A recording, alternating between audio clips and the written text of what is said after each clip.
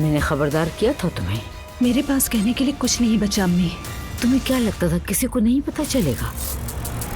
अब्दुल्ला बाबा जान, मैं आपके इंसाफ और आपकी अक्ल पर इतना भरोसा करती थी, लेकिन ये सब देखकर शॉक हो गई हूँ।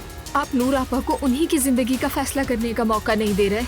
अभी तुम्हें ये बात शायद समझ ना आए, जब माँ बनोगी तब जरूर समझोगी। माफ कीजिएगा, लेकिन मैं नूर आपा को जबरदस्ती शादी पर जिस तरह मजबूर किया जा रहा है नहीं देख सकती। अगर आपकी इजाजत हो तो मैं ज़ैनब से शादी करना चाहता हूँ। अल्लाह के हुक्म और रसूल के तरीके के मुताबिक हम आपकी बेटी नूर का रिश्ता अपने बेटे इब्राहिम के लिए मांगते हैं।